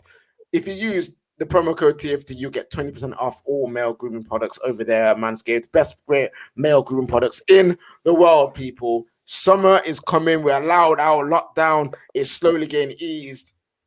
Gentlemen, you've got to be ready. You know what I'm saying? David is getting ready to go back to uni and he's buying Manscaped. You know what I'm saying? Why do you think he got a new fresh trim? It's not just to look good. You know what I'm saying? He's out there to go score goals, bro. Score goals. All right, guys. One last game before we go into squad builder. Chelsea and Porto. What? Chelsea actually lost. Chelsea actually lost. You know what I'm saying? 1-0. Let's let you all remember. Chelsea lost 1-0. But it didn't matter because they go through anyway. And if you're going to lose to a goal, you may as well lose to a fantastic bicycle kick. It's a shame that no one will care because it was Porto and they got knocked out anyway. David, semi-final time, Real Madrid. Lamb's asked them to come outside. They're coming outside. Do you think you're going to win? Yes, I think we will. I think this, like, after the first leg against Liverpool, everyone was like, "Oh my god, Madrid are so good! Oh my god, you see Madrid out of this world! Oh my word!" It was like, yeah, but Liverpool played into their hands. One of the worst defending right backs playing, and had him step up about 20 yards and left this massive hole at the back for Nat Phillips, who runs 40 yards in about 7 seconds to freaking do, like, to catch up to Vinicius. Like, if you're going to do that, then of course they're going to beat you. It's not a shock. Today, everyone was like, "Oh, Madrid aren't that good." I was like, "Yeah, well done. Yeah, well done." They're a good team, but they're not this, like, whoa. They're not like Madrid of the old days. And as the saying goes, David, 30 Champions Leagues, fam. That is true. They do have 13 Champions League, but we've got one. We've got one, and you know what? That one was a great one. That was a great one. But as the saying goes, attack wins games, but defense wins championships. And Tuchel's got our defense looking like the best one in Europe. I'm saying it now. Defensively, we are the best in Europe right now. On form. Always, literally, on form is basically the same thing as allegedly. Always a disclaimer. On form is the same thing as allegedly. I'm just going to let you guys know Genuinely, since Tuchel's come in, we barely concede any shots. And the shots we do concede are so low quality that they rarely affect us. The one anomaly is West Brom. But the anomaly proves the fact that we're doing so well. Because every game, like, literally, I think the highest, apart from that one game, well, the thing is against West Brom, they had one. Like, we like, even conceding 5 goals, we only let 1 XG like go against us. So our defense is looking really good right now. And for me, David, you could also argue that Tuchel was stubborn to not change the formation once we went down to 10 men. So yeah, that's why we conceded so many goals. He literally said it's happened once. It's not going to happen again, and I'm confident it won't happen again. So yeah, the thing is, how are Chelsea going to set up against Madrid? That's going to be the interesting thing. Same way. Are you going to? We're going to You go know who the best defensive team are in Europe? Have a guess. Right now. Well, it's how are you determining this? I'm looking on a live stat thing here now. Manchester City. How are you determining this? Because it's going to be Atletico Madrid. It's literally just this is just conceded per game. Is Manchester City? Nope. It's Man United, isn't it? Nope. Weird. Oh no, I thought it's a weird reason United. I guarantee. No, but how are you determining it? Yeah. How are you determining it? Conceded per game. Goals conceded per game. Are they still in Red Bull Okay. Salzburg? Arsenal. Nope. Ibar. Still in it? It's Rangers. Oh, they don't count. They don't count. They play. Count. You see the league. They play. Sporting Lisbon are second and Lille They are don't third. count. All right, Lille. Fair Mallorca enough. fourth. Espanyol fifth. Oh, guess who else? Guess who's seventh?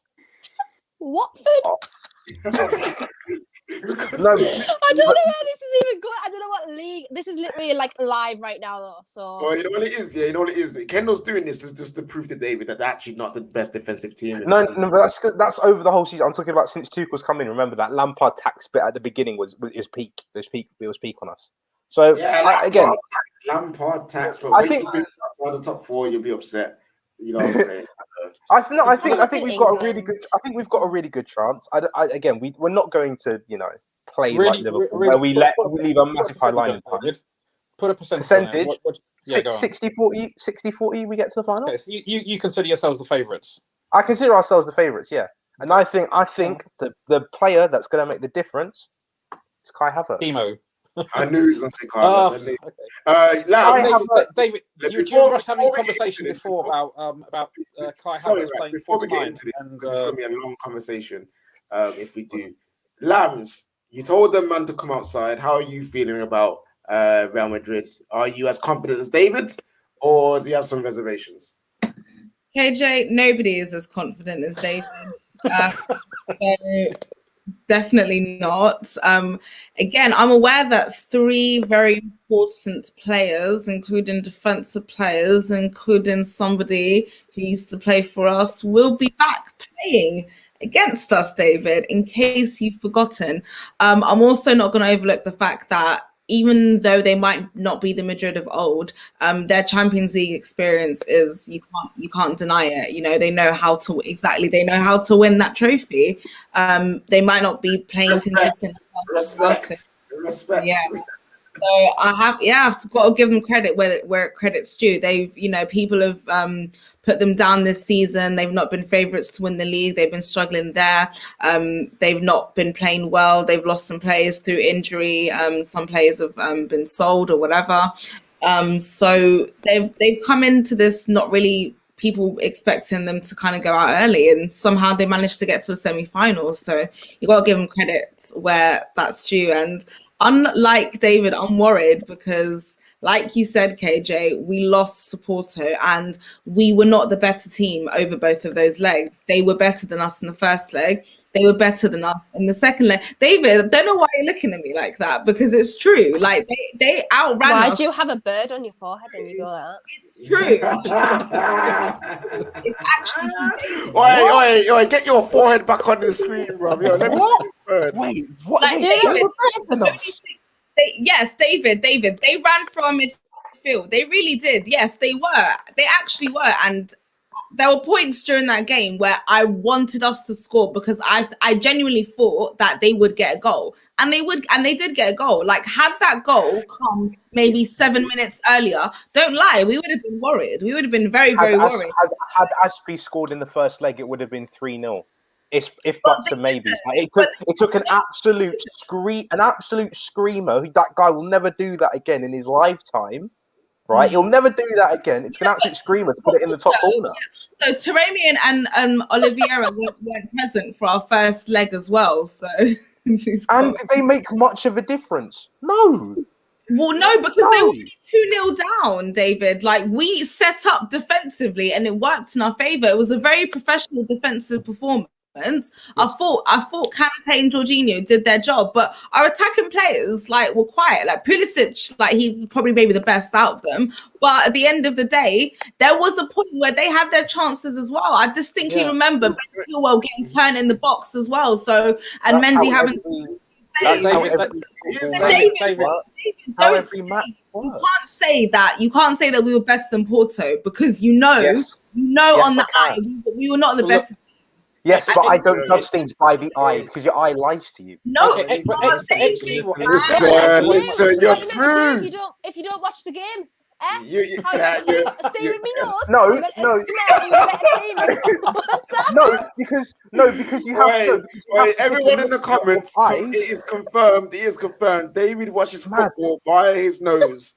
You've got to watch. You watch the game. You watch the game, and then you watch the stats with it. This whole thing of all Jorginho does is pass backwards. That's what every Chelsea fan was saying before Tuchel came in. Now they're all munching him off. This guy's really good. Come on, David. I would still like Jorginho to leave at the end of the season because I don't think he's going to be winning us Premier League titles because he doesn't do it consistently enough for me. That's the thing. But David, I'm sorry. I don't know what game you were watching, but that was not. He wasn't. He was a spreadsheet. It was a spreadsheet. That's what he was watching. That's what the bad guy. Listen, we were the better. I'm sorry. David's got friggin' audio description anyway. As a blindfold watches the game. Audio description. He scored 2 goals in. It wasn't really a way. He scored 2 goals. Listen. Wait, Come tell on, me man. how. Sorry, We Lam, were sorry, Lam. offensively Tell me better in the first leg. We were offensively better in the first leg, but I think Porto were better in the second leg. I'm gonna say but it's fine because we didn't need to do much because we had that 2-goal cushion, so we didn't need to. I'm just saying we held them off very well throughout the game. Their final ball wasn't good. We dealt with them very, very well. That's what I'm saying. It was a brilliant goal from them. But at the end of the day, it came as they were about to blow the final whistle. No, Lambs, Wait, David. Wait, David, no. David, I'm tired. I'm tired. Lambs, and David. She said we scored 2 goals in the I have first leg. never seen. You know what? I'm doing this. I don't listen. People in the comments think I'm not happy. And I'm doing that. Okay, both of you can be screaming and be hearing nothing. All right, cool. I've never seen Lambs so riled up about going through. It's very mad. I know Lambs is not saying she's unhappy she's going through. She's just trying to explain that, listen, it's not as easy as we think it is. Like David's trying to make out she's being realistic, unlike David, who thinks that Chelsea are going to win the World Cup.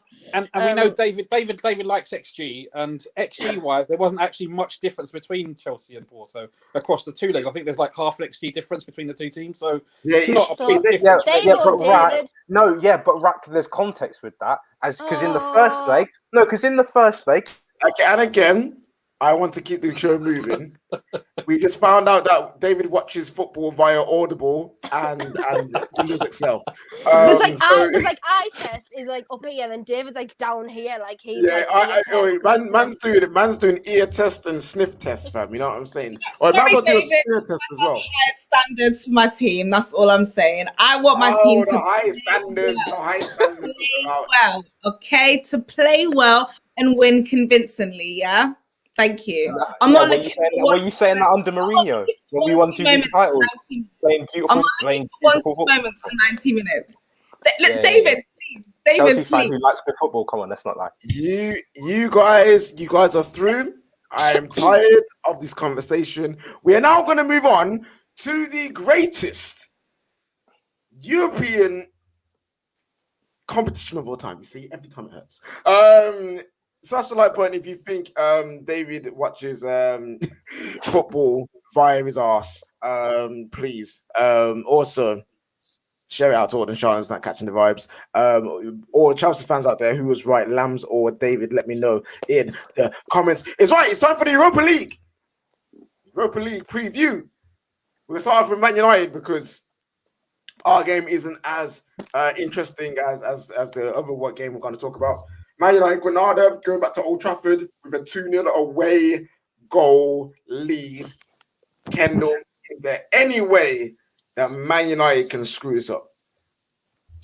I'd like to. I'd like them to. Whether there isn't, probably not. I mean, there probably isn't. But Granada really offered not much in the first leg, if I'm honest. I think you'll be all right. You'll be fine. All right, fair enough. And Rack, do you think this would be a perfect opportunity for someone like Amad Diallo to get a start, maybe a Shortire or an Elanga? And do you think someone like Donny van de Beek can shine? So free Donny, man, free Donny. I mean, I don't really care, but oh yeah, you don't know what it's like to be in Europe after the after tonight, do you? You guys are technically. I like Donny, and I'd be happy if Donny got a run out because I think he's had a bit of a tough season. Everyone in the comments has no standards. Sorry. Wait! I swear I saw one. Yeah. I saw. Okay, someone said Lambs was backed earlier. I can't. Yeah. I saw one. But one person said you're making me agree with David, and I don't like that. So I think this is the first time anyone's ever agreed with you. Genuinely, I can't believe it. I don't. You know what the thing is? I'm not even a big fan of it. Take the W, David. Take the W. Somebody agrees with you. Who knows? It's Lambs over David, so you got some support there. That picture is driving me insane. Is it set on Terry's mouth? What is going on? Stuart Dallas is better than Saka. You see the love for Lambs is coming through now that we mentioned. Also, David, apparently David is he's a blind fan. He watches it through Audible and spreadsheets, which he uses Braille to see because again he is also blind. David's getting Stevie Wonder to watch football matches for him. What's that about? Oi, man's. No, I'm not going to continue saying. Anyway, Man United, Ronaldo. It seems like a foregone conclusion that Man United will go through. I personally think I just want us to be switched on. Nice professional performance. I'm not too worried about destroying them 4-5-0 like some people want. 1-0, 2-0 controlled. That's all I need. Don't expend too much energy. We've got important games coming up. Wait, are you actually saying that you're going to agree with Ollie football and you're going to sit back and be pragmatic about the situation and you're not going to moan? To be fair, me personally, I'm pretty calm with when Ollie does it at the right time. You know what I mean?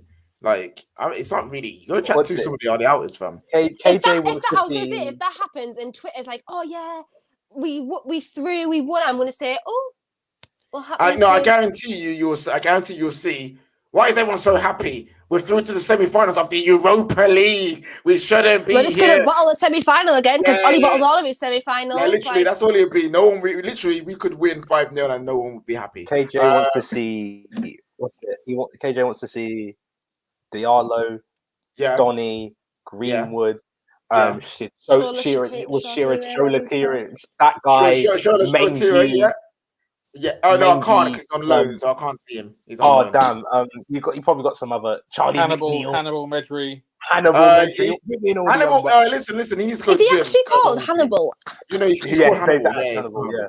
Got him for a championship team, baller. Big ball. You know what I'm saying? Listen. I'm going to see Axel, which I don't mind seeing because Maguire's suspended. Some people say it's a good thing, and also Bailly's not ready to come back from COVID yet. I'm going to see Tellers. You know, I'm happy with that. You know what I'm saying? I'm cool with that.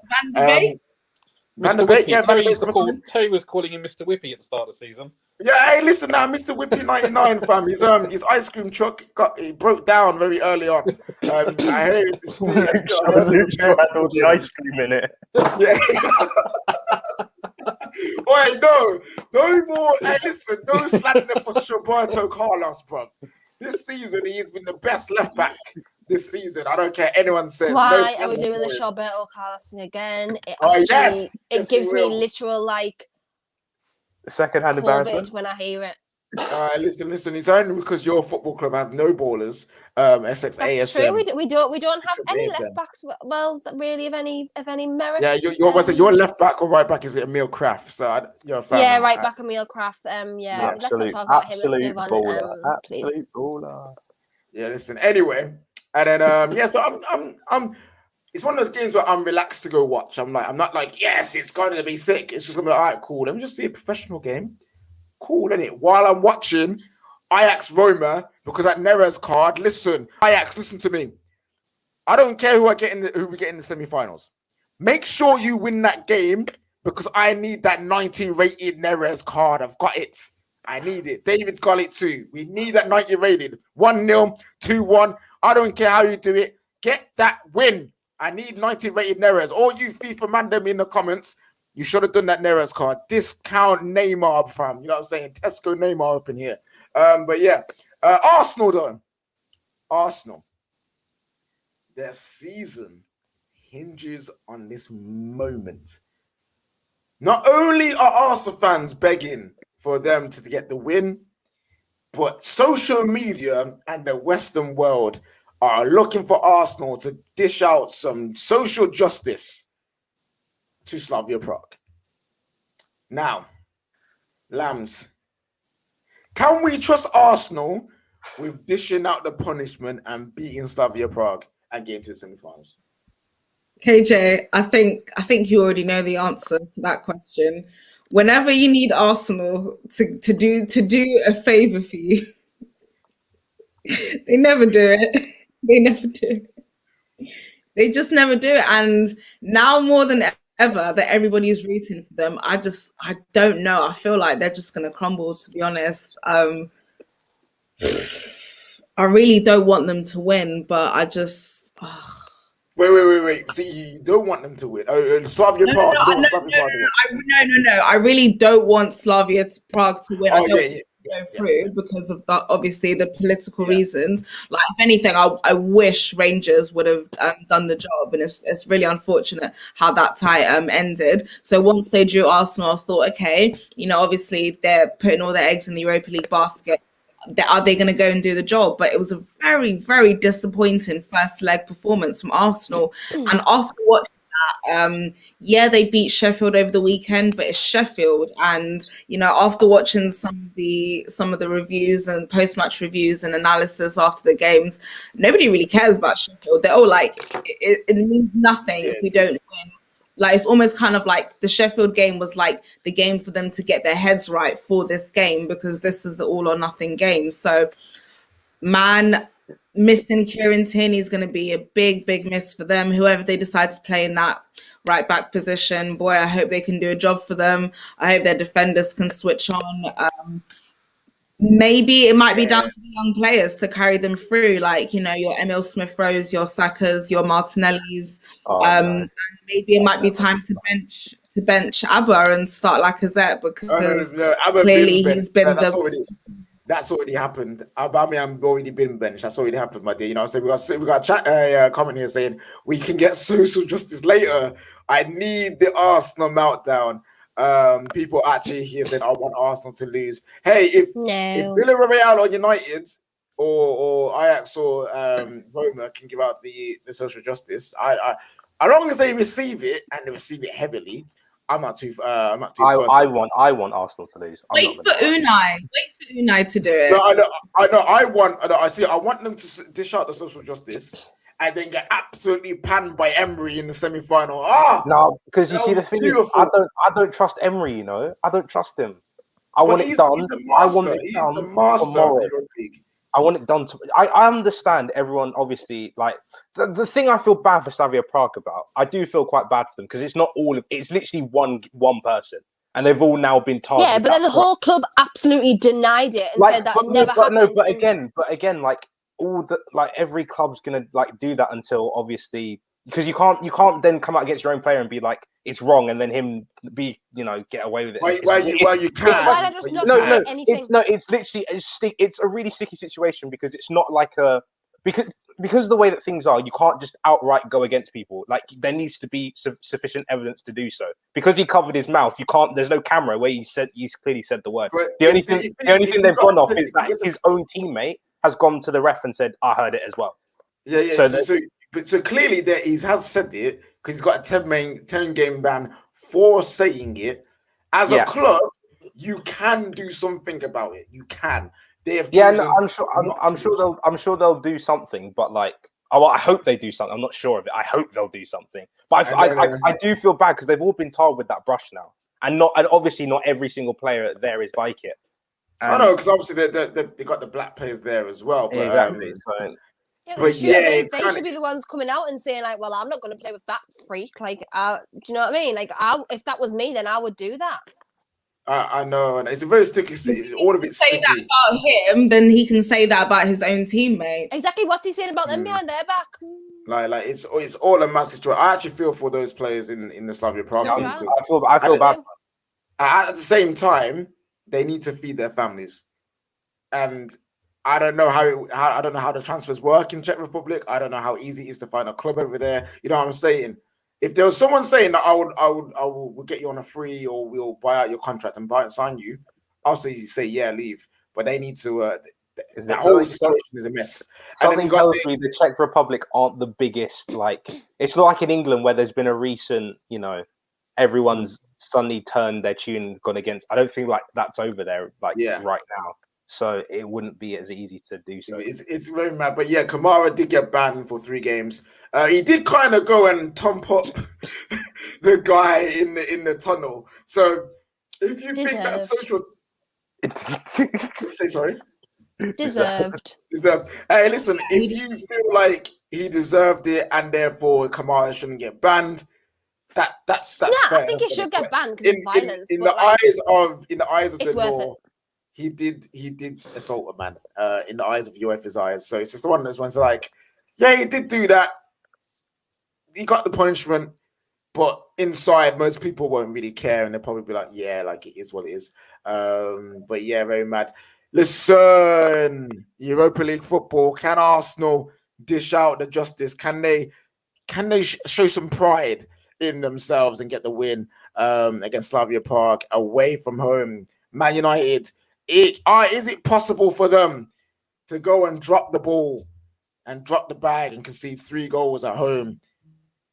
We will have to see. I reckon Arsenal and Man United both go through to the semis, and also Villarreal will go through as well. Ajax and Roma, I don't know. I honestly don't care. As long as I get my Neres card, I'm happy. You know what I'm saying? That's all I care about. Guys, smash the like button for the greatest European competition known to man. Okay, it hurts every time. Europa League. Smash the like button for us. All right, guys, we have got one more section and we are out of here, guys. Smash the like button, everyone. Share it out to all the charlatans.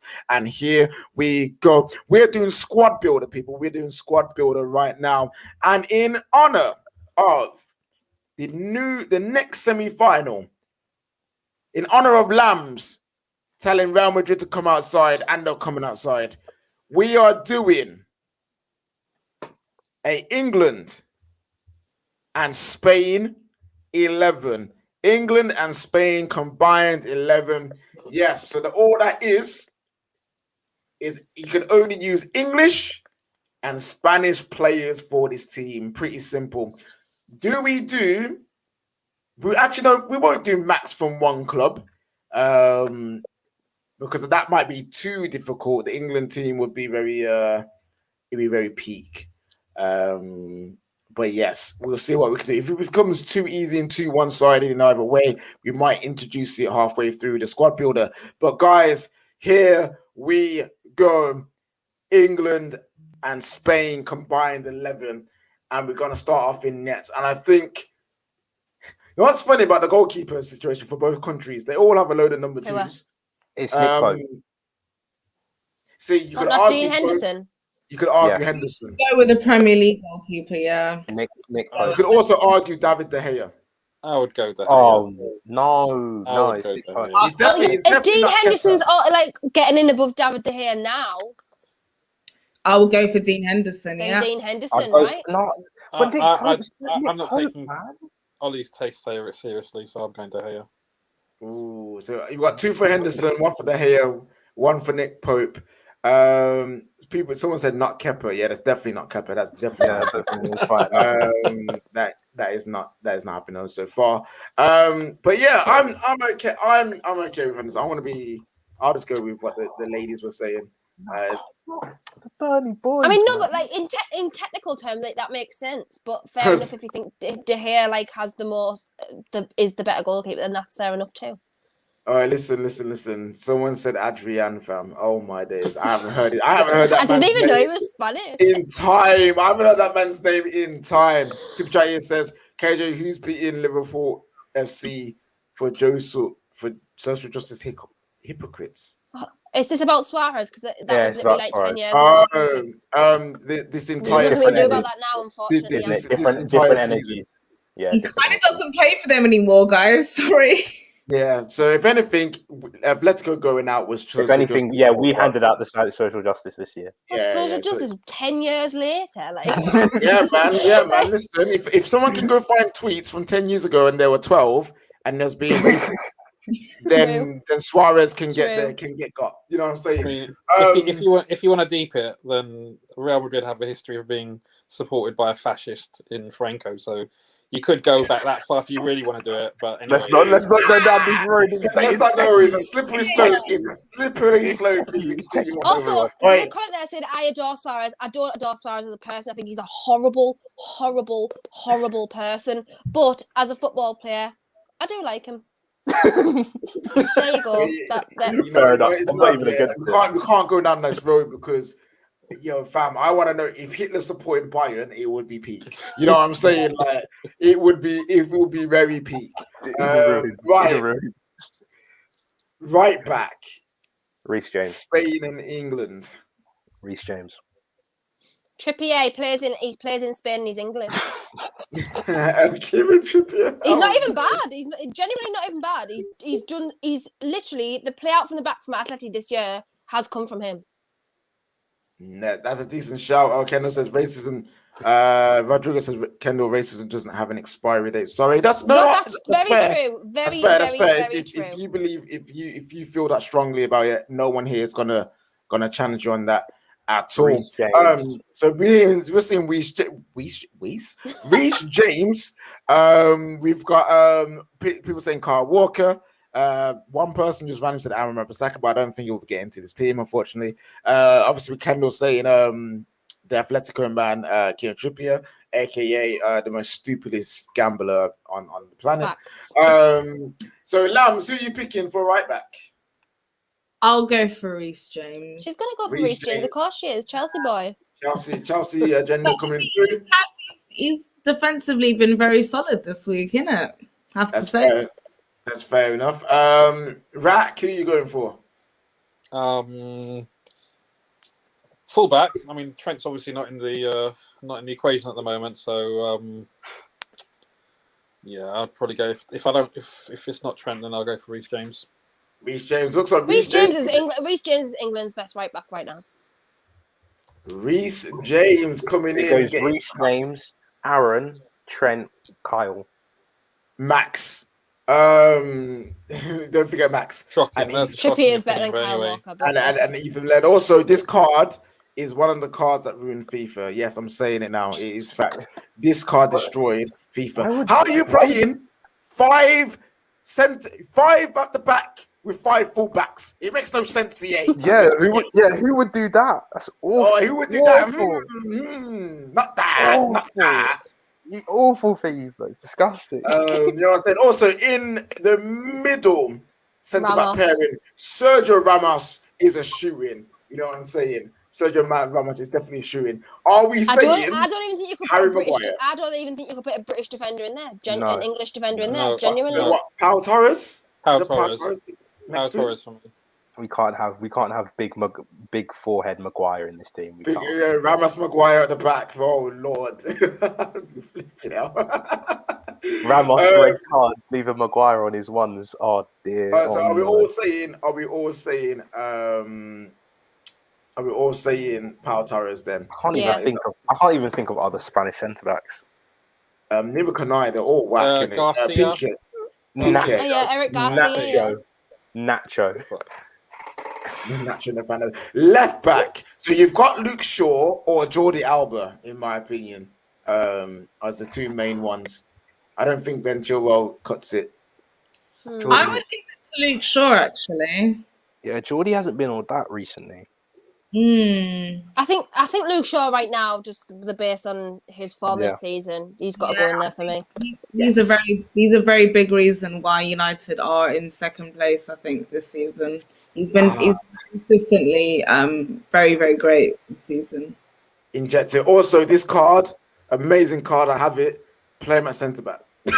Even though I was just complaining about it, I only play one fullback and centre back. Only one. People play 5. Right into the midfield now. This is going to be very interesting. Are we going Thiago Alcantara? No. That guy. If you're gonna put a Spanish midfielder in there, for me it'll be Marcos Llorente from Atletico. Oh, Marcos Llorente. So no Rodri either. Rodri's got a shout. He's been really good. You got Rodri, you got Saul, you got Koke. I don't personally feel Saul gets in there. You know what? I would save one of the. Yeah, I was gonna say I would save one of the front 3 for Foden from City, really and truly, if we're going to use the six. The thing is, you've got the whole of England, set up to pick. Put in Mason. No. David, who's that supposed to be? Because I'm not. My Mason Mount is similar to yours, so I'm saying it for every single pundit in the world for whenever he does a forward pass, being like, this kid's world class, isn't he? Why is this even a question? No, I actually agree with you about Mason Mount. Strangely enough, I mean, most people do. They just don't want to admit it. Okay. So people say Grealish. I actually don't mind putting Grealish in there for like a little. It's like the mixture of Rodri, Llorente, and Grealish. No. Nah, he's injured. You can't really put him in. You're going to put Grealish in. You're going to put him at left wing. That's the only place where Grealish can go in. So name me your midfield, David. I'm putting in Llorente. Options are a bit slim. Rodri, why not? Put in Rodri because he's actually had a good season. And very good. Who can go in there? Oh, but maybe I would force the Jude Bellingham like prop, but I don't think I can do that. I was going to say Jude Bellingham if he's going to We actually in a mid three, but I wouldn't mind it personally. But hey, someone's saying Curtis Jones. No. If this oh, was for FIFA, God's sake, if this was Too FIFA, early, Curtis too early, Jones' Curtis, card would too go in early. there. Do you know the funny thing is Mason does actually have a shout here. I'm not going to lie. Right. So no Maddison, no Grealish. So no Mason Mount right now. Who we Mount have could go in in there for me. It wouldn't bother me whatsoever. I think Mount actually has a shout. Bellingham. The comments are screaming for Mount. If you're not going to go for who did we say was injured, so you couldn't put him there. We can't really put Maddison there either because he's injured too. Grealish, yeah. I'm So not saying. Remember, I'm not having injuries and all that. And form don't. Well, you can maybe form, yeah, but injuries don't really count. But if you don't want to put Grealish in there, that is fine. I'll be saying Mason Mount. Even Koke The comments can are go in wanting there Mount. if you're not going to have an English player. Pedri's a bit of a baller as well. I'm not going to lie. Yeah, but if we're not gonna have It's Bellingham, his first call up, isn't it? It's his first season. If we're not gonna have Bellingham because he's young, we can't have Pedri in there. I'm sorry. You know what? Yeah, let's give Mount it can to go in there. we also have La Liga to choose from, you know. to the fake Mount. So there's the midfield. Now forward three. Harry Kane has to be the striker because Spain don't have any. You know what I'm saying? Big Alvaro, fraudster. You know what I'm saying? Spain don't have no strikers, fam. So No Benzema, no. Remember, he's not Spanish though, is he? He's French. But he plays in La Liga. No, remember, Lambs, have you not been listening? English or Spanish players only. Okay. I get it. Okay. Sorry. She's been sitting here like, oh, what La Liga players can I pick who aren't Spanish? Not all the time, not the whole time. Sorry. All right. Someone said, all right, this is beautiful, man. From Jensen just saying lamb. Hey, it's been a long couple of weeks, all right? What about? Are you going to put Ferran Torres? Ferran Torres in there? No. I'm sorry. He's had a dead season. He's had a dead season. I don't care. I like him. What about Ansu Fati? Yeah. No, I'm having it. Yes. Ansu Fati, big prop. Does wonders for me in FM. Does wonders. I'm gonna put Traore in there. Hey. No. With his one goal. No, we're not doing that. But yes, I'm having Ansu Fati in there, right in there. People saying Rashford. I thought you said you were going to put Foden in. No, he can't go in. He can't go in, man. Foden's got to go in. How is Foden not in this team? Unless you want to put Foden in midfield and play like a 4-2-3-1. But then that means unless you want to take out Mason Mount for Foden. Yeah, why is Mount even in this? Yeah. Sorry, over Foden. Sorry. Okay. If you want to go for ballers, yeah, with that little bit of sauce. Foden. If only someone had said months ago that Foden was clear of Mount, but you know.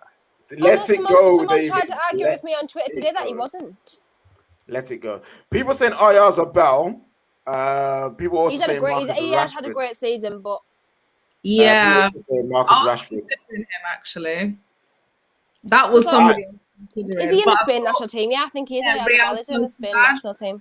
Yeah, Personally, I wouldn't mind obviously having Marcus in there, of course. Grealish also can go on that left wing spot if we really want to add more sauce into the team, or if you want more PMP, we could add the Adama Traore. You can't even put I'm trying to think of players who still play. Can we put in Dwight McNeil? Like Asensio or someone, but he's right winger, isn't he? People saying if it's not Rushy, it's a finesse. People are screaming for Saka as well. Jadon Sancho. Sancho. I think the Sterling Foden and Kane pair up would kill a lot of teams. So. Yeah, that sounds good to me. Actually, Sancho's been the best English winger this year. And he's been I'm making this team. Yeah, I can't not have him in there. I'm sorry. Is anyone objecting Jadon Sancho? Okay. He's been the best English winger. In there. Is anyone objecting Jadon Sancho? Is there any he can't go in there? No. Okay, that's fair. Okay, cool. And finally, England. It has to be Pep. It has to be Pep for the manager. Yeah. Has to be Pep. Yeah. What we got? I mean, Sancho's got 15 goal contributions in 20 games for Dortmund in the league, and that's under some terrible management. And apparently he's having a poor season. All right, guys, we have got our Spain and England combined 11 people for you. So this is it. We have Henderson in nets, Dean Henderson in nets, Reece James at right back with Ramos and Pau Towers and Luke Shaw at left back. In the midfield, we have Rodri, Llorente, Marcus Llorente, and Phil Foden. And up front, we have Ansu Fati, Harry Kane, and Jadon Sancho with Pep as manager. The question is, people, where would this team finish in the Premier League, Kendall? Absolutely first. First, they're winning. They'd win. 100% win the league, without a doubt. We're gonna go to also Rodrigo says Graham Potter is the best English manager. I'm very intrigued to see a Graham Potter at a bigger team and see what he actually does with more resources. David, where's this team finishing? Third. What's your reasons for third? There's just something about. I mean, Henderson's in goal. That's not a good start. Torres is like, I don't really know much about him. He's all right, but he's not been groundbreaking. Llorente, I don't even know what Llorente actually is. So yeah, and then I mean the rest of the team's good, but Luke Shaw at left back, that's never a good sign. Oh, nah, you can relax on that one. Definitely relax on that one, mate. Flipping hell. Rack, where do you think this team finishes in the Premier League? Second. Yeah. Second, not just missing out. And also Lambs. Yeah, I was going to go for second as well. Ooh, second place. Pep as the manager, but there's some holes in the team. Also, someone saying that the midfield is a bit too lightweight. Maybe he'll get ran through and get pressed a bit too much. That's a good argument there. For me, there's so many goals there, but that midfield battle is key. And I think you could expose James and Pau Torres. And Ramos is a madman, probably gets sent off most of the time. So I'm also going to say second. Pep's the manager. Are we forgetting this here? Pep's the manager. Pep is the manager. About 2 years to sort things out. That's why they'll get second, like second, definitely. Guys, most people saying second here, so this team will probably finish second. Guys, thank you so much for bearing with us for this show. We love to see it. That's the end of episode 42. We've seen Man City, PSG, Chelsea, and Real Madrid all make it to the semi-finals of the Champions League. Who will win? Let us know in the comments in the video after it's finished. It's time to do the housekeeping, though. You know what that means. That means we get to hear where we can find all these wonderful people on socials. So, Rack, where can we find you? On Twitter at Raxing1. And yeah, I only really tweet about football and some funny bits and pieces that I come across on in the Twitterverse. But yeah, catch me there. Yeah, he's a recovering loser pool holic and that, you know what I'm saying? Like, it's just gonna take time in recovery and rehab for this season. Lambs, where can we find you? I'm on Instagram at Lami Ahmed and here, there, everywhere on YouTube. So wonderful. He's got a new hairstyle with the same old boring views. David, aka Mr. Blind Man, aka I watch football via Audible and Windows Excel. Where can we find you? You can find me on the terrace, out and about. You know, I'm not really a socials kind of guy. So yeah, you're out here with your burner account, but you're not actually. Oh yeah, the burner account as well. I don't even know what. The burner account. I've got a problem with you. I saw it the other day, and you cussed VAR. You're not allowed to do that. Yeah, it did it in a tweet to me, so I knew it wasn't you. Then it was the first time I knew it wasn't you. You have to find a way because VAR does get things wrong. You have to find a way to be like, well, actually, when you look at the rules, you've got to do like this, and then there are ways around it. There are ways around it, and also you've got to use on form a bit more, isn't it? You've got to use on form a bit more. You know, like Chris Wood is a top 10 striker on form. On form. Look at the photo. Look at the header. He's hooking. I think that's Kai Havertz. He's hooking Kai Havertz. People are so strange, man. You love to see it. But yeah, all right, cool. Kendall, where can we find you? Yeah, it's Kendall Rowe on all socials, Instagram, Twitter, YouTube. Obviously, you'll find me here Wednesdays and Sundays, either one, and also Fridays at 9 p.m. on the terrace as well. Cool. And also, we got, you know what? Yeah, there's one chat here that I wanted to highlight. It's from my fellow Brummy Artificial Intelligence. It says, great show as usual. Big up all the panelists. Great entertainment. Nothing too serious. Stay blessed, everyone. And big up Blind Man David for not watching with his eyes, which is an amazing comment. But it's there. It says, great entertainment. Nothing too serious. Remember, this show isn't about trying to prove who's the greatest football fan, who's got the biggest knowledge, who can debate the most, who's the most right. It's just about having fun, having a good time, because the football YouTube is too serious out there. You know what I'm saying? Everyone's out here with their agendas and propaganda and blah, blah, blah, blah. We just want to come to a place we can come, relax, call someone a fraud, but not cause a fight. Call someone the best player in the world and not cause a fight. You know what I'm saying? Say that Paul Pogba, Mason Greenwood, and Cavani deserve Team of the Week and not cause a fight. You know what I'm saying? Like that's what we want to do here. So guys, big up to everyone in the comments as well, having a good time, like, sharing the vibes, spreading the jokes around. That's what we love to see. And this is what Midnight Vibes is here for. So on that, I have been your host, I've been your pastor, I've been your captain and your leader of the resistance. Follow me at elite_KJ. And for everyone else, good night to everyone whose team is still in Europe. Have a good night.